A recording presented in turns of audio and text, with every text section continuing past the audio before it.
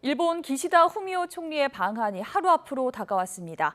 내일 한일 정상회담에서는 경제와 안보 협력, 후쿠시마 오염수 문제 등 현안이 논의될 걸로 보이는데요.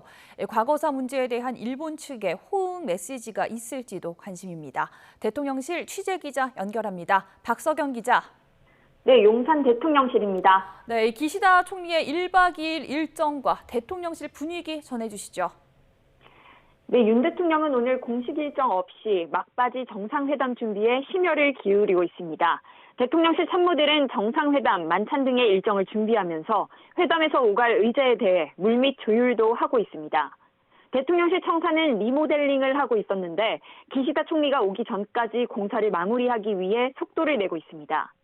기시다 총리는 내일 한국에 도착하자마자 먼저 서울 동작구 국립현충원을 찾습니다. 그 다음 대통령실 청사에서 한일 정상회담과 공동 기자회견이 진행되고요. 이후 윤 대통령 부부가 거주하는 한남동 관저에서 만찬을 하며 친교 시간을 가질 것으로 전해졌습니다.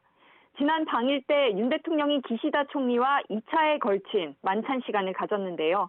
대통령실 역시 이에 상응하도록 한식과 기시다 총리 기호를 고려한 술 등을 대접할 거로 예상됩니다. 방한 이틀째에는 한일의원연맹 회장단과 만나고 6개 경제단체장과 티타임을 하며 한일 경제 활성화 방안을 논의합니다. 이번 기시다 총리의 방안은 지난 3월 윤 대통령 방일에서 합의된 셔틀 외교 재개의 시작점입니다. 한일 셔틀 외교는 지난 2011년 10월 노다 요시히코 당시 총리가 서울을 방문한 이후 12년 만입니다. 네, 핵심은 한일 정상회담입니다. 어떤 의제가 논의될 전망인가요? 네, 일단 갈수록 고도화되는 북핵 대응을 위한 한일 안보 협력 강화를 논의할 예정인데요. 다가오는 G7 정상회의를 계기로 진행될 한미일 정상회담을 위한 교두보가 될 수도 있습니다.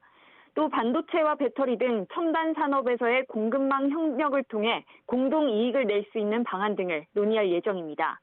과학기술, 청년, 문화협력도 의제로 오를 거로 보이는데 특히 한일 청년 교류를 위한 공동기금 설립이 도출될 수도 있다는 관측이 나옵니다.